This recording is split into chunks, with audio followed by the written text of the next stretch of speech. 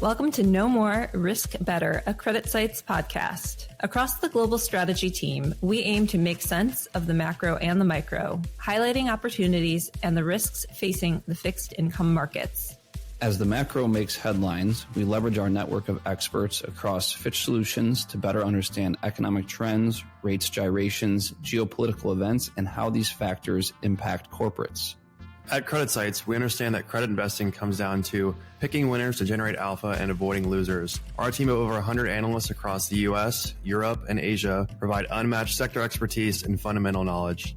In our weekly podcast, the strategy team offers a look at the conversations we have with our colleagues, including analysts, fellow strategists, economists, and leveraged finance market experts. If you want to know more so that you can risk better, you'll want to give this podcast a listen. Welcome back to another episode of the No More Risk Better podcast hosted by CreditSights. And today I'm your host from CreditSights, Logan Miller, and I head up the European strategy team based out of London. And today I will be chatting with two of my colleagues on the European consumer research team. Maria Nurgaziyeva is the head of consumer research for Europe, and her focus is on consumer goods. And I'm also joined by Amarveer Singh, who is a senior analyst covering both retail and gaming. So welcome to you both, and thanks for joining. Thank you for having us. Thanks, Logan. All right. Well, I'm really looking forward to this discussion. Obviously, the consumer is, truly the linchpin of the European and global economy, for that matter, and ultimately really has implications for nearly every sector of the credit market. So to set the stage, I would first want to describe, sort of what we're seeing in terms of European consumer from a macro perspective. Then we'll obviously hop in and jump into the implications and what we're seeing in terms of corporate credit in the consumer space. But I would say just in general, if I was to classify or characterize the European consumer in one word, it would be at this point very mixed. And I know that sounds quite vague, but I think it's definitely not a straightforward analysis in terms of determining, consumer trends and consumer behavior. I think one thing I would point out is that, personal consumption across the Euro area, while has been recovering for the better part of the last 5 years since the pandemic, has actually been lagging other growth drivers, particularly if you look at government demand and the impact of net exports on the European economy. So the consumer has definitely been sort of that lagging component of the broader economy. There's definitely a wide range of economic factors, both macro and micro, that are driving consumer behavior and spending across Europe. But I would say in terms of those factors, inflation has been a key component over the last few years. Obviously, it's been heading generally in the right direction over the last 12 months. And we've certainly seen a slowing of, I think, disinflation trends more recently, which I think is raising some levels of concern among policymakers and among investors. We've seen the ECB start to pause in terms of cutting interest rates. And there are some signs that goods inflation is slowly starting to pick back up. Meanwhile, you have the labor markets that generally seem to be weakening, especially on the industrial and goods side of the economy. In Germany, in particular, we've seen a number of large industrial manufacturers announce pretty sizable job cuts in recent months. I think partially in response to tariffs and also in response to some more longer-term sectoral growth headwinds. So while growth prospects in Germany have improved following, its major fiscal pivot by the government earlier this year, I think it really does take time for this to create, structural long-term demand in the economy. Elsewhere, consumer sentiment in countries like France remain pretty weak, driven by uncertainty around public spending programs amid a push for fiscal consolidation. We still see high energy costs and consumer saving rates that remain pretty sticky overall. And then if you look at the UK where we're based, the jobs market, I think, looks even weaker. Inflation has started to pick up once again in recent months, coming in well above expectations. And overall borrowing costs still remain quite a bit higher than other developed countries. So I think the short message in terms of the consumer macro I think it's appropriate to say that the consumer right now is surviving, but is not thriving. So let's bring in our consumer analysts, Maria and Amar, to help us make sense of how these dynamics are impacting consumer-related companies across the European credit market. And first, let's discuss what has been a highly debated and contested topic throughout most of this year, which is the impact of tariffs. So I think Amar, let's start with you. Yeah, I guess can you just kind of generalize and talk through sort of the tariff impact? Has it been better or worse than feared when the U.S. initially announced sweeping tariffs in early April? Yeah, I think in general, it's a topic that we are hearing less and less about from clients on the retail and consumer goods space. On the one hand, if you look at most of the retailers under coverage in Europe, whether it's investment grade or high yield, they tend to have single home country presence with little to no involvement with the US market. But then there are other names that do have fairly sizable sales exposure to the US, which tend to be generally the large, high quality consumer goods and food and beverage producers. But they all seem to be in the same boat. Effectively, there's very little to pick between them. They all have the same sort of access to mitigation mechanisms, whether that's through cutting costs in the OPEX base or whether it's through passing the additional inflation through to the consumers. And in some case, we've heard some companies make nearshoring a priority for production facilities. So, and then I guess just kind of shifting a bit, who has been sort of the most impacted by tariffs, and sort of how are you seeing companies navigate some of these challenges? Yeah, I would say there's a handful of investment grade issuers that are somewhat more impacted, but these are concentrated on the spirits and luxury space. The spirits producers like Diageo and Pernod Ricard, they just cannot relocate manufacturing of certain products to the US, even if they wanted to. And Diageo is more exposed to the US market and tariffs in return than Pernod. The hope that wine and spirits will be excluded from tariffs as part of the US EU trade deal, that didn't materialize. But still, the financial impact that they estimate now is fairly manageable, and I would say is lower than was feared perhaps at the start. And the luxury goods companies, I think Kering and LVMH are also exposed to an extent. But I would say tariffs are not necessarily at the forefront of all the various risks that they're facing at the moment. Yeah, so that's really interesting, and I think just your point about it not being as detrimental, I think, as feared in the beginning when they were announced, is definitely very telling from a bigger picture standpoint. We've seen markets really continuing to perform quite well, both in credit, both in equities, and I think that kind of risk sentiment has been very much illustrative of investors being able to sort of look through the impact of tariffs in the near term and hope for some longer term sort of growth prospects. And we'll get into that a little bit when it comes to kind of country specific themes. But I guess, Maria, let's kind of stick with you. What are some of the key themes that you're seeing across consumer goods, and then Amar will flip to you in terms of food retail. Yeah, I would say kind of consumer demand and consumer sentiment is really something that we discuss a lot with our clients. I would say going into this year, a lot of our companies were expecting to see a pickup in volumes as prices moderated.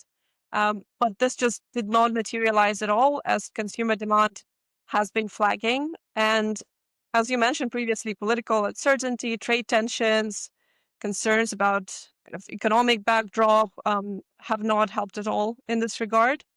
And based on what we hear from management teams these days, at least for the second half of this year, nobody expects consumer sentiment to improve.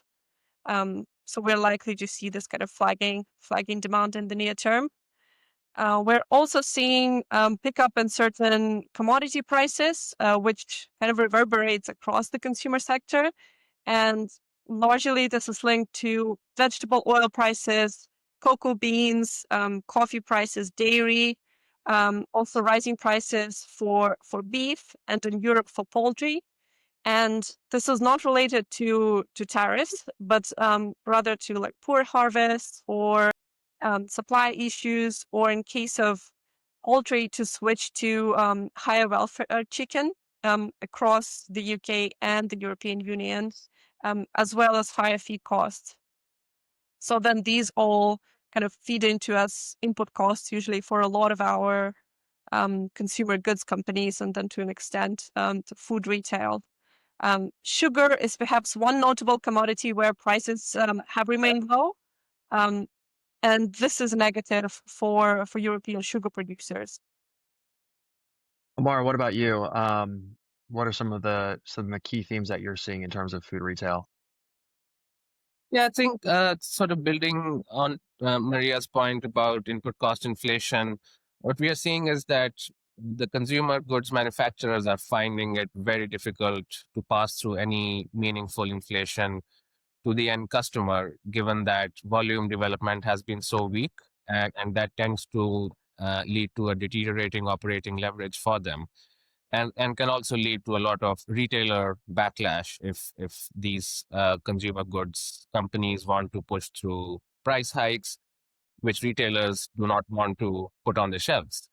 And in that sense, branded goods from the international consumer companies, they have given up a lot of ground to private labels of the retailers themselves in a value-seeking environment, especially in food. And it's really the private label which is supporting the overall market volumes to stay somewhat flattish, because otherwise we would be looking at even more negative volume trends. There are some product-driven exceptions, of course. For example, JDE Peet's, the coffee company, they pushed through inflation approaching 20% in the first half of 2025, obviously because of the underlying green coffee price inflation, but they were only able to do it purely because consumers perceive coffee to be a non-negotiable purchase, even if there might be some switching between categories, but that's something I think people really can't do without. Yeah, I can totally understand that and buy into that argument. I mean, coffee in London is £4 or £5 for a flat white, and it just seems to be just continuing to go up in prices. And every day I go to the coffee store and coffee shop, and people are still in there buying. So I definitely can see that's been continued pretty strong, no matter everyone needs their coffee.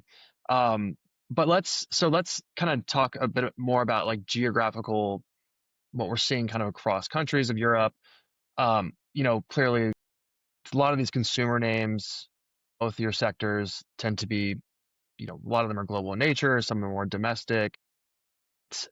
How is the Euro consumer faring compared to what we're seeing on the US side? We obviously did a podcast when he did a consumer-based podcast on the US side last week. Are there any, notable differences that you guys are seeing? I would say what we hear from these like large, geographically diversified investment grade consumer goods companies, performance in Europe as a whole has been better compared to what they're facing in the US. But generally, Europe is by no means a major growth driver either. I would say certain product categories like soft drinks or beer this year have been helped by exceptionally good weather in Western Europe. We had a lot of sunny days, very little rain. So it's been supportive. I would say when I think about regions, China has also been a weak spot as well, especially for luxury and spirits. And some brewers like AB and Bev. So compared to that, Europe seems like a better spot, I would say. But emerging markets more broadly have been a mixed bag. So there's some growth markets and some that are flagging, like Indonesia or China. I would say in food retail or high yield consumer goods space, we have a lot of issuers that are much smaller and they're skewed with single geography. So this is where some like more country specific themes are coming into play. I would say especially in the UK and France, and I'll probably let Amar talk more about the UK because he looks at a lot of UK grocers. I think that's absolutely right. The UK consumer is under a lot of pressure. Inflation, overall consumer price inflation is at near 2-year highs, thanks to the increases in living wage and national insurance contributions, which were announced at the last autumn budget. And this has been seen especially so in the prices of food and drinks. Then there are some very UK specific issues. Big one is the high penetration of variable rate mortgages, and the annual energy price cap lifts that kicks in every April. And all of these keep adding to household bills, even if your the rest of your consumption might not be as costly as last year. If you look at the Asda income tracker, which tracks household incomes across the UK, they have noted year-on-year increases in disposable incomes, but these have been growing at a slowing rate each month since this April. Basically, that was when the budgetary changes announced last autumn kicked in. And then on the business side, if you look at most retailers, it's not just these higher costs of labor and national insurance, but they've also had to contend with new additional costs of the EPR packaging tax. And there's also possibility that business rates might be announced to go up in the upcoming autumn budget. So it's kind of becoming a perfect storm of a few different cost pressures, both on the consumer and on the business side. I would actually add one more thing related to the Asda income tracker that I found interesting, was that even though the overall disposable income went up very, very slightly, it's all skewed to the highest income consumers. While if you look at kind of the low income and even the middle income consumers, disposable incomes are already going down. So we might see kind of the discretionary spending actually deteriorating kind of in the coming quarters in the UK.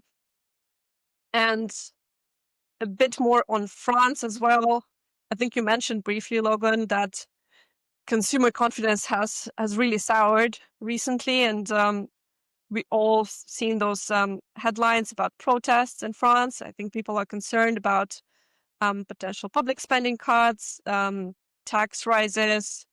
I think levels of inflation or expected levels of inflation have also been mentioned in various surveys.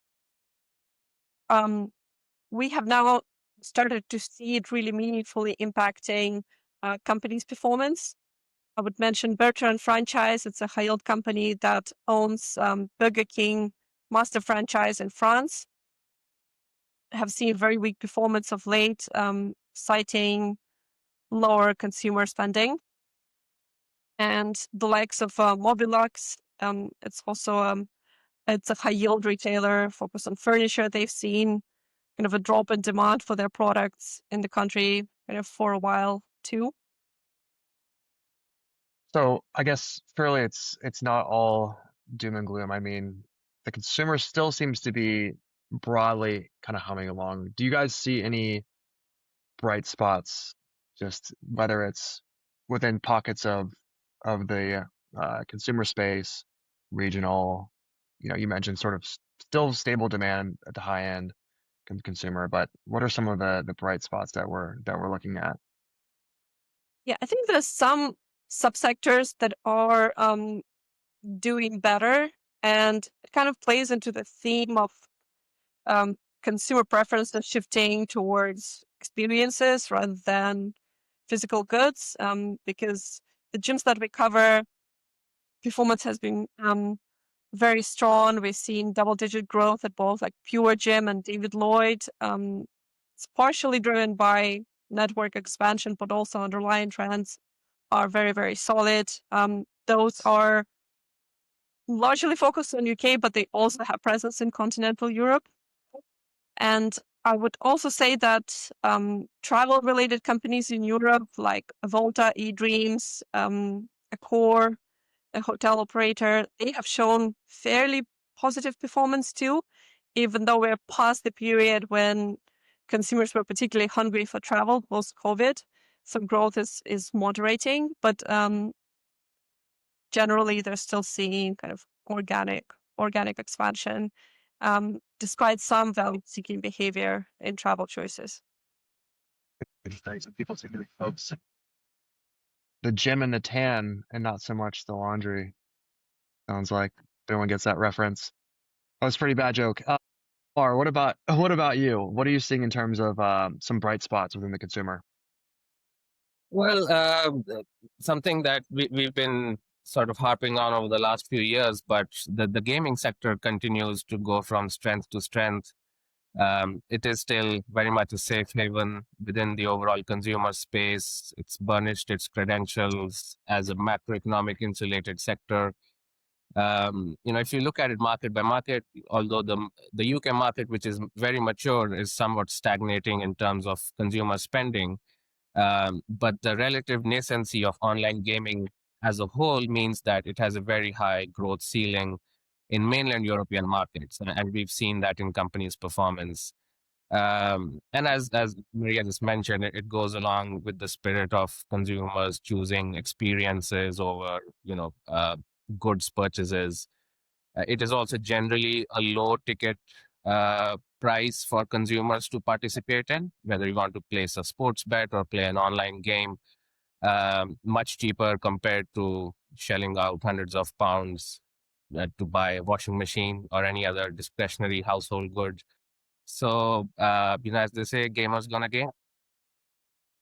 That is true, and also a little bit scary of where people's priorities are. So I guess if demand is so resilient or more resilient in sectors like gaming, are there any other pressure points or risks that investors should be aware of?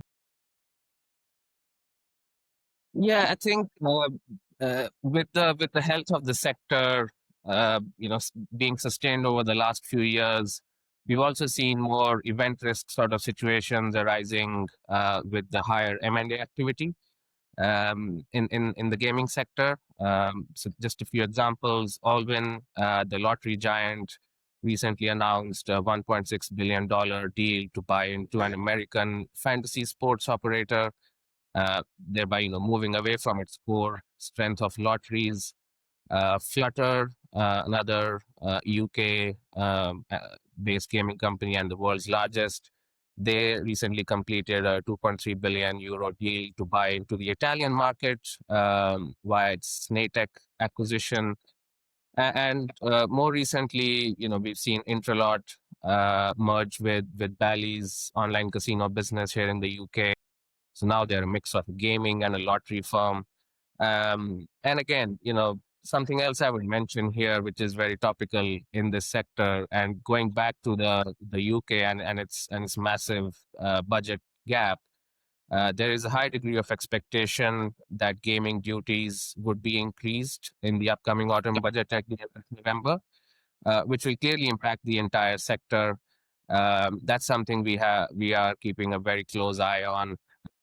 And then, not to mention, as I said earlier, the risk of higher business rates or any sort of general tax increases to plug the deficit. I think all of that will play into consumer sentiment as well. That is very much close, like should be closely watched as we get into the latter part of this year. We've seen some pretty heightened volatility when it comes to UK borrowing costs, what that means for Bank of England policy and just I think overall economic sentiment, which still remains, I think, generally fairly weak, especially on the UK side of things. But definitely be interesting to see how this all shakes out. So let's kind of end with, I think, what investors always want to hear about, which is how to play the sector in terms of specific credits. So Let's do a quick speed round to end the podcast with both of your top picks and pans at this moment. Maria, do you want to go first? Yeah.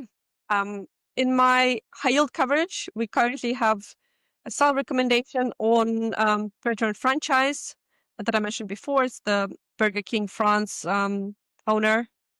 And also HoldCo notes issued by Flora Food. We have had a buy on Boparan, a UK poultry producer, but I would say from RV perspective, now it's becoming somewhat less attractive than at 105 compared to well below par when we first put this recommendation on.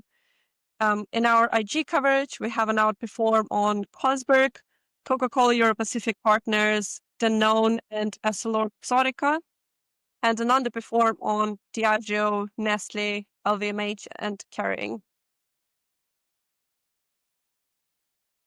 Yeah, I think in the names that I look at in food retail, in IG, we really like Tesco and Sainsbury's as well. In Europe, we like Ahold Delhaize as a very stable sort of core defensive holding. On the names that we don't like, one would be Asda in the UK, which has been going through a prolonged period of fundamental weakness. And also Allwyn International, the lottery company I just mentioned, because of the possibility of levering up the balance sheet after this large acquisition. And lastly, I would also mention that because the gaming sector has been operating so strongly, valuations are really tight.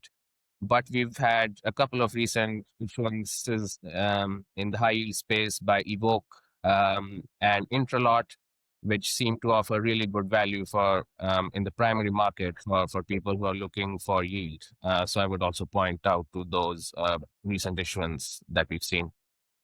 Yeah, that's very helpful. I know, obviously valuations across European markets are quite tight. There's not a lot of kind of interesting, compelling ideas, but I think doing some due diligence and research and depth analysis like this really helps to sort of at least from a sort of alpha generation perspective. So it's been really helpful and useful. Obviously, appreciate everyone taking the time to listen to our podcast today. Amar, Maria, thank you so much for joining.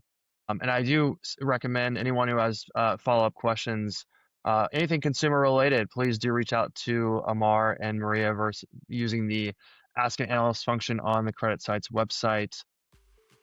CreditSights disclaimer. All price references correspond to the date of this recording.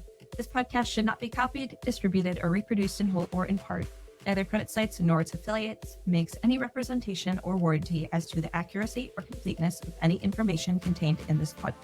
CreditSights is not providing investment, legal, accounting, or tax advice, is not providing research or making any recommendations, nor is CreditSights offering or soliciting any transaction with respect to the purchase or sale of any security. The receipt by this listener of this podcast is not the giving of advice by CreditSights or its affiliates.